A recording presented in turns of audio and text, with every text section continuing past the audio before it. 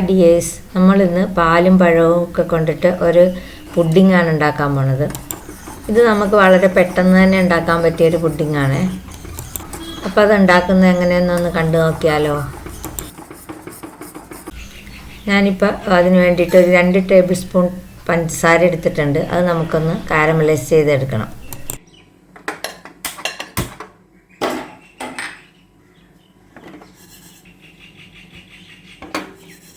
ഇപ്പോൾ ഈ പഞ്ചസാര ഉരുകി വരുന്നുണ്ട്. നമ്മൾ സ്പൂൺ കൊണ്ടൊന്നും ഇതിനെ ഇളക്കണില്ല. ഇപ്പോൾ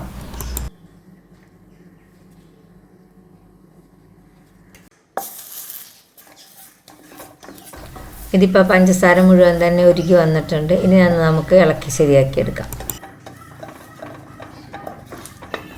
ഇതിലേക്ക് നമുക്ക് 1 ടേബിൾ സ്പൂൺ നെയ്യിട്ട് കൊടുക്കാം.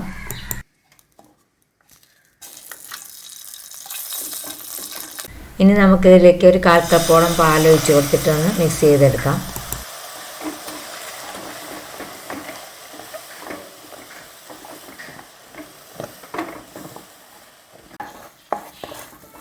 ഇപ്പോൾ ഈ പാലും പഞ്ചസാരയും കൂടി നല്ലപോലെ ഒന്ന് മിക്സായി വന്നിട്ടുണ്ട്.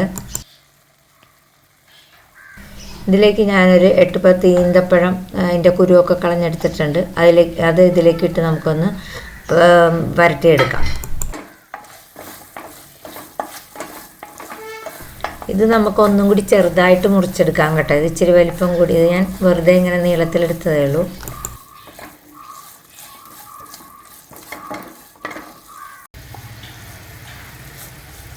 ഇതിപ്പോൾ എല്ലാം നന്നായിട്ടായി വന്നിട്ടുണ്ട്. നമുക്കിനി തീ ഓഫ് ചെയ്യാം. ഇനി നമുക്കൊരു ബൗളിലേക്ക് ഒരു 2 ടേബിൾ സ്പൂണോളം കസ്റ്റാർഡ് പൗഡർ എടുക്കണം.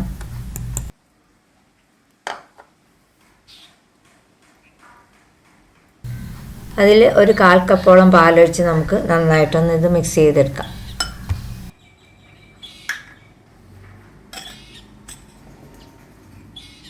ഇതിൽ കട്ടയൊന്നും കൂടാതെ തന്നെ നന്നായിട്ട് തന്നെ മിക്സ് ചെയ്തെടുക്കണം.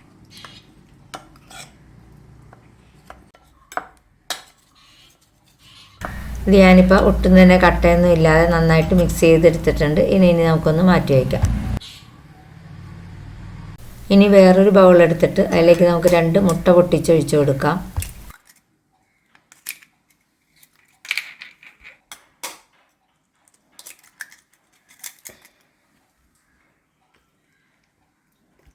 ഇത് നമുക്ക് നന്നായിട്ടൊന്ന് മിക്സ് ചെയ്തെടുക്കാം. ഇനി ഞാൻ 2 ഏത്തപ്പഴമാണ് എടുത്തിരിക്കുന്നത്. ഇത് നമുക്ക് തൊലിയൊക്കെ കളഞ്ഞ് നന്നായിട്ട് ഒന്ന് പീസാക്കി എടുക്കാം. ഇതിനെ നമുക്ക് ഇതുപോലെ ചെറിയ പീസുകളായിട്ട് അരിഞ്ഞെടുക്കാം.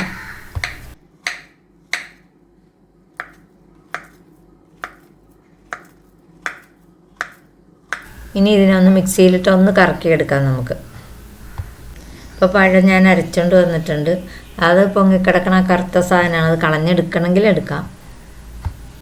ഇതിലേക്ക് നമുക്ക് ഒരു 1/2 ലിറ്റർ പാലും കൂടി ഒഴിച്ചു കൊടുക്കാം. എന്നിട്ട് നന്നായിട്ടൊന്ന് മിക്സ് ചെയ്യാം. ഈ 1/2 ലിറ്റർ പാലിൽ നമ്മൾ മറ്റേ കസ്റ്റാർഡ് പൗഡറും പഞ്ചസാരയൊക്കെ അതിൽ നിന്ന് തന്നെ കേട്ടോ പാലെടുത്തിരിക്കണേ. ഈ ഏത്തപ്പഴത്തിന് പകരം നമുക്ക് റോബസ്റ്റ പഴം വേണമെങ്കിലും എടുക്കാം കേട്ടോ. ഇപ്പോൾ പാലും പഴവും കൂടി നമ്മൾ നന്നായിട്ട് മിക്സ് ചെയ്തെടുത്തിട്ടുണ്ട്. ഈ മിക്സ് നമുക്കൊരു സോസ് പാനിലേക്ക് ഒഴിച്ചു കൊടുക്കാം.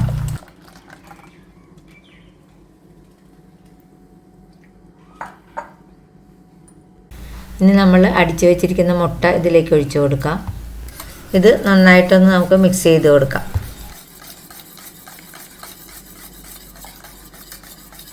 ഇനി നമുക്ക് സ്റ്റൗ ഓണാക്കി ഇത് സ്റ്റൗവിലേക്ക് വെച്ച് കൊടുക്കാം.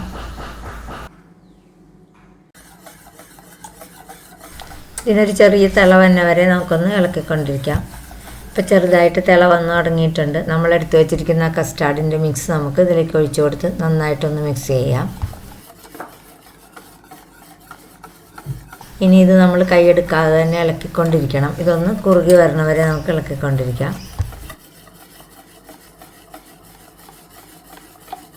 ഇതിപ്പോൾ കുറുകി വരുന്നുണ്ട്.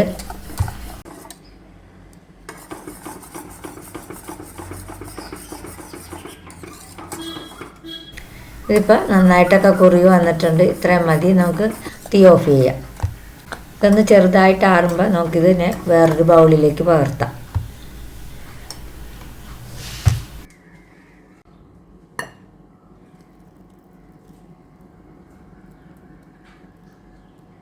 ഇനി ഇതിനെ നമുക്ക് ഒരു 2-3 മണിക്കൂറൊന്ന് തണുപ്പിക്കാൻ വയ്ക്കാം. നന്നായിട്ട് ആറിക്കഴിഞ്ഞിട്ട് വേണം കേട്ടോ വയ്ക്കാൻ.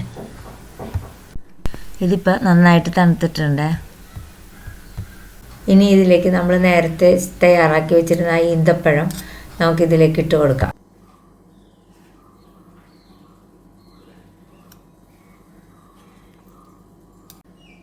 അപ്പോൾ നമ്മുടെ പാലും പഴമൊക്കെ വെച്ചിട്ടുള്ള പുഡിങ് ഇവിടെ റെഡി ആയിട്ടുണ്ട്. അപ്പോൾ നമ്മുടെ ഡേറ്റ്സിൻ്റെ ഒരു പീസും ഈ പുഡിങ്ങും കൂടി എടുത്ത് കഴിക്കാൻ നല്ല ടേസ്റ്റാണ് കേട്ടോ. അപ്പോൾ ഇത് നല്ല ഹെൽത്തിയും ടേസ്റ്റിയും ഒക്കെ ആയതുകൊണ്ട് നമ്മുടെ കുട്ടികൾ ഇത് നന്നായിട്ട് കഴിക്കും.